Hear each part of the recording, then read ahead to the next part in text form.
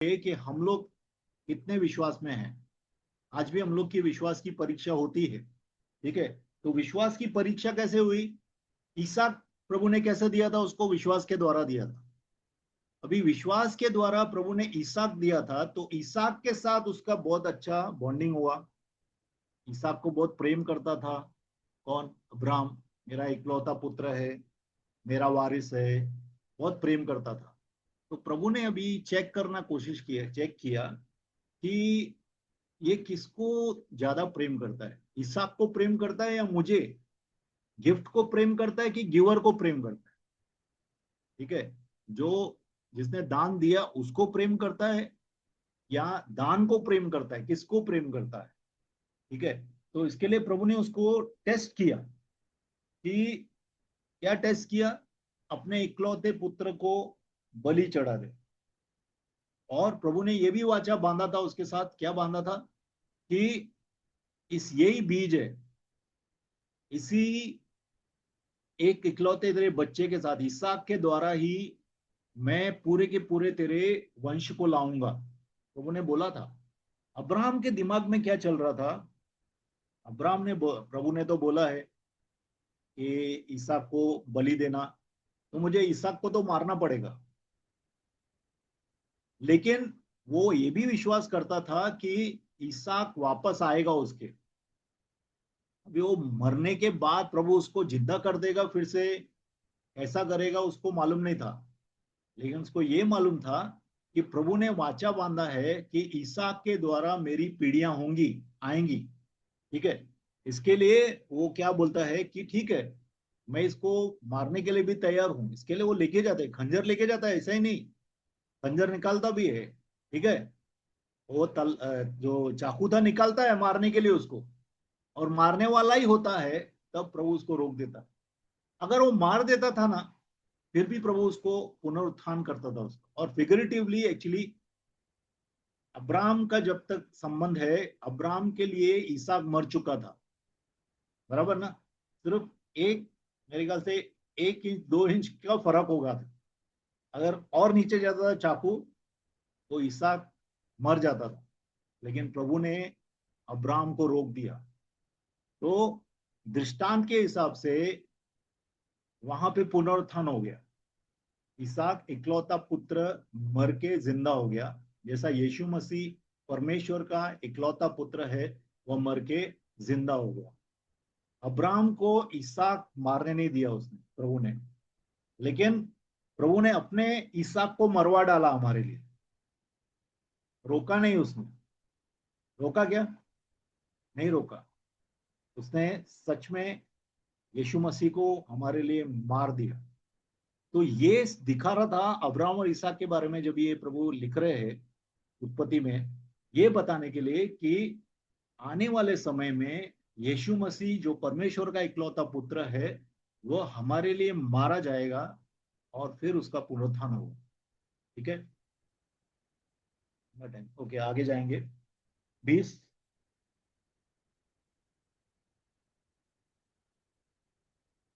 वचन 20।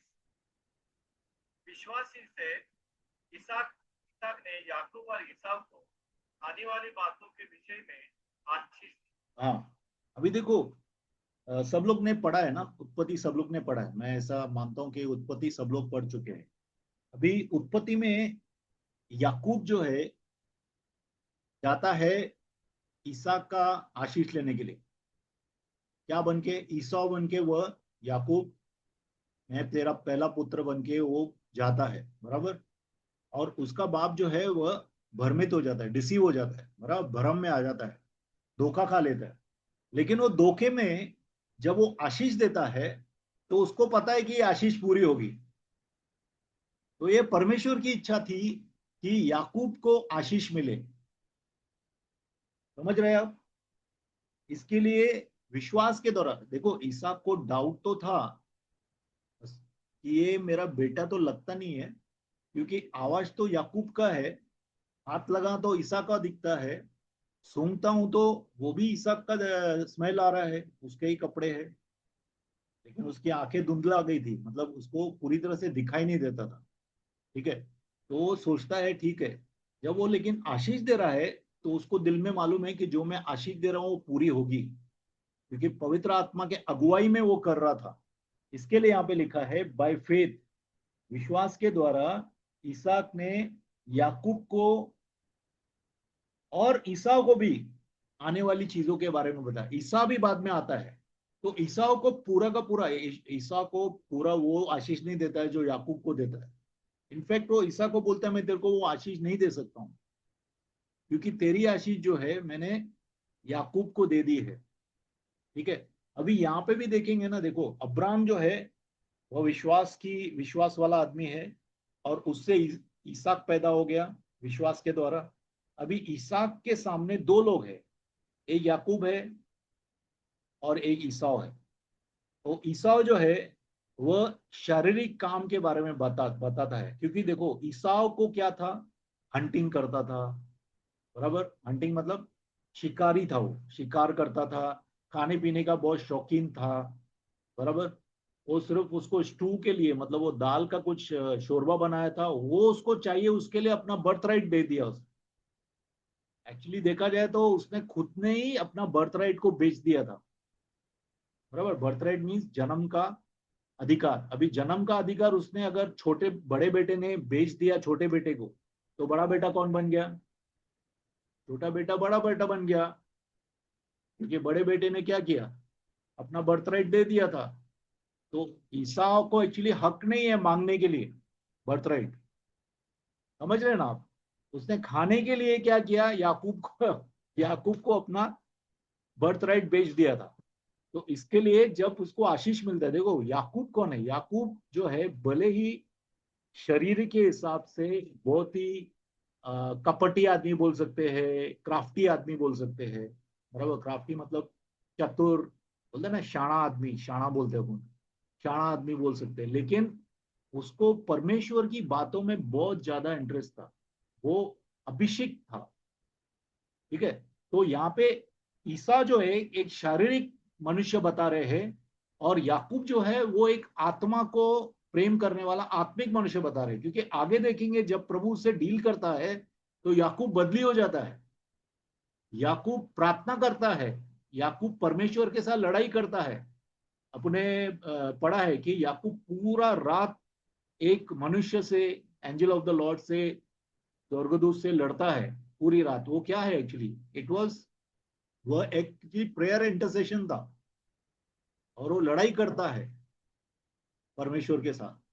ठीक है, तो याकूब के अंदर ये सब चीजें थी, इसके लिए याकूब को बर्थराइट मिलता है, इसके लिए याकूब को पर ईसा के द्वारा आशीष भी मिलता है, पवित्र आत्मा के द्वारा आशीष मिलता है। लेकिन ईसा को नहीं मिलता है। ईसा को आशीष मिलता है कौन सा, ईसा को जो है भौतिक आशीष मिलता है, कि तुझे भी खाना पीना रहेगा, बराबर। लेकिन तू जब थक जाएगा तो अपने भाई का जो तेरे ऊपर बोझ है वो हटा देगा तू, क्योंकि वो बड़ा भाई हो गया ना, प्रॉमिस के द्वारा वो बड़ा भाई हो गया। ठीक है, तो परमेश्वर का वचन यहाँ पे बोलना चाहता है हम लोग को कि जो शारीरिक मनुष्य है उसके ऊपर परमेश्वर का आशीष नहीं आता, लेकिन जो आत्मिक मनुष्य है, जो परमेश्वर को प्रेम करता है, आत्मा में चलना चाहता है, उसके ऊपर परमेश्वर का आशीष आता है। और उसके जो शारीरिक चीजें क्रियाएं हैं वह परमेश्वर निकाल के अलग करता है। जैसे याकूब को परमेश्वर पवित्र करता है, बराबर, बहुत सी चीजों से वो जाता है, और अंत में वो बोलता है कि मैं बहुत तकलीफ से गया, लेकिन परमेश्वर के साथ चलना सीखा। ठीक है, और ऐसा चलना सीखा कि बेचारे का सॉकेट परमेश्वर ने उसका जो जांग है उसको तोड़ दिया था, मालूम है आपको, प्रार्थना करते करते। मतलब जब वो रेसलिंग कर रहा था, वह जब स्वर्गदूत के साथ लड़ाई कर रहा था पूरी रात, तो स्वर्गदूत ने बोला कि अरे ये तो मुझे छोड़ दे रहा है। तो क्या किया उसने, उसके सिर्फ जांग को छुआ, तो उसके जांग का जो मांसपेशी थी वो सिकुड़ गई, और तब से लेकर वो लंगड़ा के चलने लगा, और उसको एक लकड़ी लेके चलना पड़ा। और वो लकड़ी क्या है, वो लकड़ी सिंबॉलिक है विश्वास की। अभी वो शरीर के ऊपर विश्वास नहीं करता था, लेकिन वह आत्मा के द्वारा चलाया जाने वाला इंसान बन गया। इसके लिए प्रभु ने याकूब को चुना। और ईसा जो है कितना बार रो के भी मांगा उसने, लेकिन उसको जो बर्थराइट था वो नहीं मिला। ठीक है, तो हम लोग देखे, हम लोग समझे कि शारीरिक कामों में अगर हम लोग चलेंगे तो हम लोग क्या हो जाएंगे, हम लोग परमेश्वर का जो आशीष है ना खो देंगे। याकूब जो है उसके अंदर बहुत सी चीजें थी, लेकिन वह पवित्र आत्मा में चलना चाहता था, उसको परमेश्वर का आशीष चाहिए था। ठीक है ना, ये बात समझना जरूरी है। आगे जाएंगे। वचन 21, विश्वासी से याकूब ने मरते समय के दोनों पुत्रों में से एक एक को आशीष दी और अपनी लाठी लाठी के सिरे पर सहारा देकर दंडवत किया। ये कोई ऐसा ही नहीं लिखा है। जब पवित्र आत्मा यहाँ पे लाठी के बारे में लिख रहा है तो ऐसा ही नहीं लिख रहा है। पवित्र आत्मा बता रहा है कि वो लाठी उसके हाथ में कब आई, जब परमेश्वर ने उससे उसके साथ मल्ल युद्ध किया, तो उसका जो जांग है सुकर गया, और इसके कारण अब से लेके वह विश्वास की लाठी लेके चलता है। बिना विश्वास की लाठी के वह चल नहीं सकता है। और जब याकूब, अगर आप पढ़ेंगे ना याकूब की आशीष, आप पढ़ेंगे जरा याकूब की आशीष, याकूब एक एक को आशीष देता है। याकूब की आशीष का वचन अगर पढ़ेंगे, उत्पत्ति निकालेंगे 27,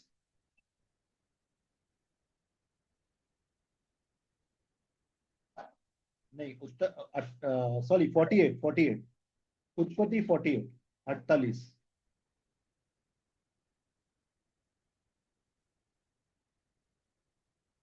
उत्पत्ति का किताब अध्याय 48, वचन कितना है पासा? एक से लेके पढ़ो। एक से। उत्पत्ति की किताब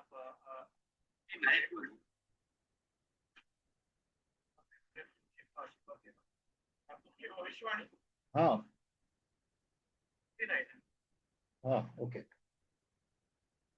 फिर याकूब ने अपने पुत्रों को यह कहकर बुलाया, इकट्ठे हो जाओ, मैं तुमको बताऊंगा कि अंत के दिनों में तुम पर क्या क्या बीतेगा।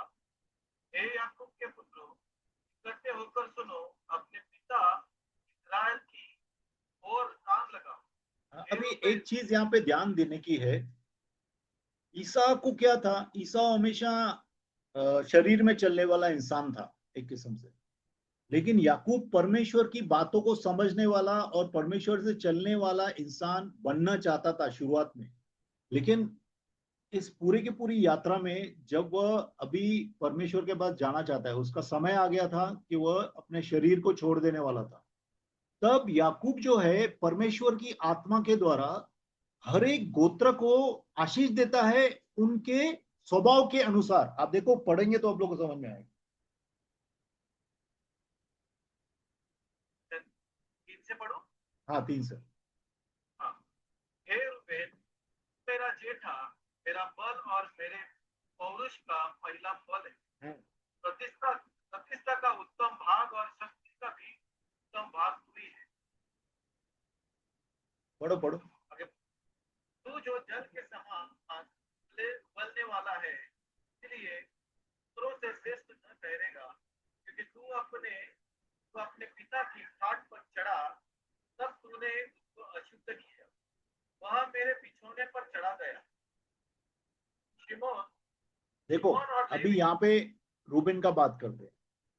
रूबिन जो है, वह रूबिन अपनी माता के साथ, मतलब अपनी डायरेक्ट माँ नहीं थी, जो उसकी स्टेप मदर थी, उसके साथ वो व्यभिचार करता है। और वो व्यभिचार करने के कारण एक श्राप आता है उसके ऊपर याकूब के द्वारा। क्या श्राप आता है कि तू बढ़ेगा नहीं। ठीक है, अगर आप देखेंगे ना, ये श्राप आगे काम कर रहा है। रूबिन का जो गोत्र है वो छोटा हो जाता है, उसके लोग इतने नहीं होते हैं। क्यों नहीं होते हैं? क्योंकि याकूब ने ये बात बोली थी, कितने ही हमारे पापों के कारण हमारे नस्लों के ऊपर, हमारी आने वाली पीढ़ियों के ऊपर श्राप आते हैं। अभी दूसरा देखेंगे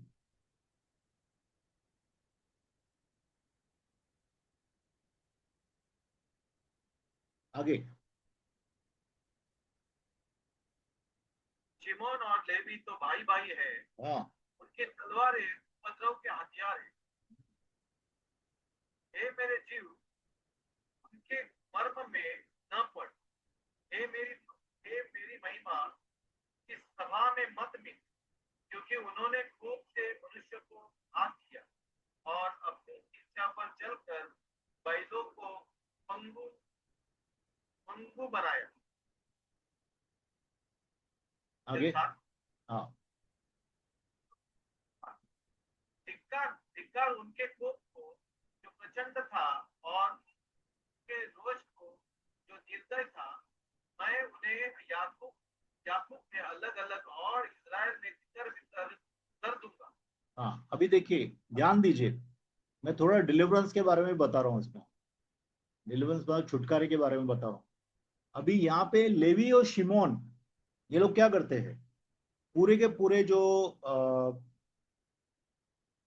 जहाँ पे इनकी बहन को जबरदस्ती लेके जाता है, बराबर। ये लोग जेरिको में थे ना? नहीं, जेरिको नहीं थे। शिकेम, शिकेम का राजा था। शिकेम का जो शिकेम था खुद, मेरे ख्याल से शिकेम ना, राइट पास्टर? शिकम, हाँ। तो शिकम जो है, पूरे के पूरे उसके जितना भी शहर था उनका, या जो भी वो लोग का राज्य था, उसको ये लोग दोनों नाश कर देते हैं, एक एक को मार डालते हैं, शिमोन और लेवी। ठीक है, इतना गुस्सा रखते थे वो लोग। तो परमेश्वर का वचन यहाँ पे क्या बोलता है कि उनका गुस्सा जो है वो शापित था, और शापित गुस्से के कारण क्या हुआ कि वह, उनको श्राप क्या आया कि तितर बितर हो जाएंगे। वो लोग ने क्या किया, खून किया ना। गुस्से में वो लोग ने पूरे के पूरे गांव के लोगों को मार डाला। ठीक है, खून किया। तो खून की आत्मा यूजुअली लोगों को तितर बितर कर देती है, मारा मारा फिरता है। अगर आप देखेंगे काइन, केन सब लोगों को मालूम है, केन। केन ने पहला खून किया। प्रभु ने क्या बोला उसको, अभी तू पूरी दुनिया में मारा मारा फिरेगा, बराबर। तो आज भी जो भी आदमी अबॉर्शन कराते हैं, करते हैं, या खून करते हैं, वो भटकते रहते हैं, उनको ठिकाना नहीं मिलता है, वो घूमते रहते हैं। आप देखो, शिमोन और लेवी के कारण गुस्से की जो आत्मा है, गुस्सा जो है, वो पूरे के पूरे फैमिली के अंदर था। अगर आप देखेंगे, मूसा गुस्से वाला था, बराबर। मूसा कहां से आया? मूसा लेवी का बेटा था, लेवी के गोत्र से आया, बराबर ना। गुस्से वाला था। तो गुस्सा जो है ट्रांसफर हो गया, जनरेशन टू जनरेशन ट्रांसफर हो गया। तो हम लोग को ख्याल करना है, ठीक है, कि जब गुस्सा करते हैं हम लोग, और उसके कारण हम लोग जो है अन्याय करते हैं। लोग जितने भी मर्डर्स हुए हैं, देखो, कोल्ड ब्लडेड मर्डर जो भी बोलते हैं ना, कोल्ड ब्लडेड भी रहता है तो उसमें गुस्सा रहता है उसको, बराबर। कोल्ड ब्लडेड मीन्स योजनाबद्ध जो खून करते हैं, वो लोग को भी गुस्सा होता है, गुस्से के कारण खून करते हैं।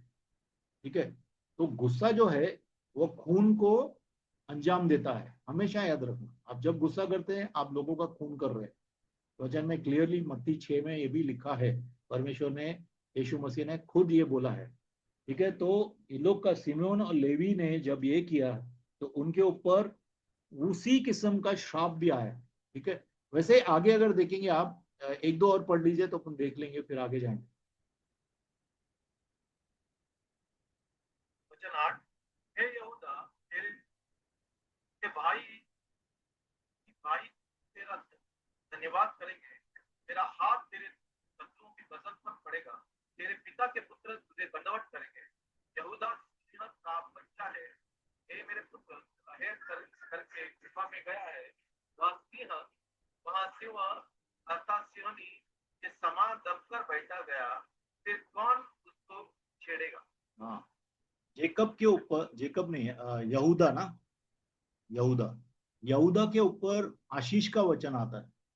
क्योंकि यहूदा का जो काम देखेंगे आप, यहूदा अपने पिताजी को बोलता है, मेरे दो बेटों को, बराबर वही बोलता है ना, कि मेरे दो बेटों को ये कर देना, बराबर। वो यहूदा यूसुफ को भी छुड़ाना चाहता था, बराबर है।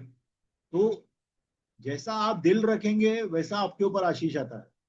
यहूदा से ही यीशु मसीह आए, यहूदा के गोत्र से यीशु मसीह आए। यीशु मसीह ऊपर से आए, यीशु मसीह पिता के इकलौते पुत्र हैं। लेकिन जो यहूदा का गोत्र है, उसमें से यूसुफ था। मरियम का पति यूसुफ यहूदा के गोत्र से था। ठीक है, तो कहने का मतलब क्या है, जैसा आप चले हैं उसी किस्म की आशीष या श्राप आपके ऊपर आता है। ठीक है, अभी हम लोग आ जाएंगे फिर से इब्रानी की पत्री 11 अध्याय में। ठीक है, 22 देख लेंगे और वहां पे अपन एंड करते हैं। 22 विश्वासी से यूसुफ ने जब वह मरने पर था तो इस्राएल की सत्ता के निकल जाने की चर्चा की और अपनी हड्डियों के विषय में हत्या की। एक चीज है, जो लोग परमेश्वर में बराबर चलते हैं, आत्मा में चलते हैं, कितना बार जो है प्रभु उनको भविष्य के बारे में बहुत सी चीजें बताता है। ठीक है, क्योंकि यीशु मसीह की आत्मा भविष्यवाणी की आत्मा है, लिखा है वचन, प्रकाशित वाक्य में लिखा है कि नहीं, यीशु मसीह की आत्मा जो है वो भविष्यवाणी की आत्मा है। तो कितना बार ऐसे ऐसे संत है, जैसा पतरस बोलता है कि मुझे प्रभु ने बता दिया है कि मैं अपने तंबू को छोड़ दूंगा। तंबू मतलब हमारा शरीर, बराबर, मैं अपने तंबू को छोड़ने वाला हूँ। पौलुस बोलता है कि मैं तुम लोग के बीच में आया हूं लेकिन तुम फिर मुझे नहीं देख पाओगे। ठीक है, ऐसे बहुत से संत हैं जिनको प्रभु भविष्यवाणी में बताता है बहुत सी चीजें। यहाँ पे यूसुफ को प्रभु ने बताया कि बराबर इस समय में ये लोग सब निकलेंगे, मतलब ये इजिप्ट को छोड़ के जाएंगे, मिस्र देश को छोड़ के जाएंगे। मिस्र देश को छोड़ के परमेश्वर इनको अपनी जमीन देना चालू कर देगा यूसुफ के मरने के बाद। ठीक है, ये उसको मालूम था। और वह तब वो बोलता है कि तुम मेरी हड्डियां लेके जाना, मेरी हड्डियां यहाँ पे नहीं रहनी चाहिए, इजिप्ट में नहीं रहनी चाहिए, मेरी हड्डियां इधर इजराइल में रहनी चाहिए। क्यों बोला ऐसा? तो मर गया ना, तो हड्डियों को क्या करने का है, क्यों हड्डियां लेने के लिए बोला? हड्डियों का क्या महत्व है? हड्डियों का महत्व क्या है? हड्डियों का महत्व ये है क्योंकि उसको मालूम है रिजरेक्शन तो होने होने वाला है। जब पुनरुत्थान होगा तो मैं इजराइल के घराने में से मेरा पुनरुत्थान होगा, मैं सब दूसरे संतों के साथ उठूंगा। इसके लिए मेरी हड्डियां कहां पे होनी चाहिए? वाचा वाली जमीन में होनी चाहिए। आज बहुत से लोग हैं जहाँ पे जाके यरूशलेम में, जो कि यीशु मसीह उतरेंगे, आई थिंक एक माउंटेन है, माउंटेन पे उतरेंगे ऐसा बोलते हैं। तो वो माउंटेन के चारों तरफ लोग क्या करते हैं, जमीन लेते हैं और अपनी हड्डियां वहां पे डालने के लिए बोलते हैं अपने घर वालों को। ऐसे बहुत से लोग ने किया है। ठीक है, तो कहने का मतलब यह है कि यूसुफ क्यों बोल रहा है हड्डियां वहां पे लेके जाने के लिए, ताकि पुनरुत्थान के समय में वह अपने दूसरे भाइयों के साथ उठ खड़ा हो जाए। हालेलुया। और उसको विश्वास है कि डेफिनेटली, पक्का, इजराइल बाहर जाएगा। इजराइल जो है वो देश को छोड़ के, इजिप्ट को छोड़ के अपने वाचा वाली जमीन में जरूर जाएगा, क्योंकि परमेश्वर उनको लेके जाने ही वाला है। ठीक है, तो हम लोग यहाँ पे एंड करते हैं, फिर हम लोग नेक्स्ट टाइम में ट्राई करेंगे पूरा 40 तक करने के लिए, 23 से लेके मूसा का, जो मूसा के बाद और भी है। ठीक है, और यहाँ पे मैं एंड करता हूँ।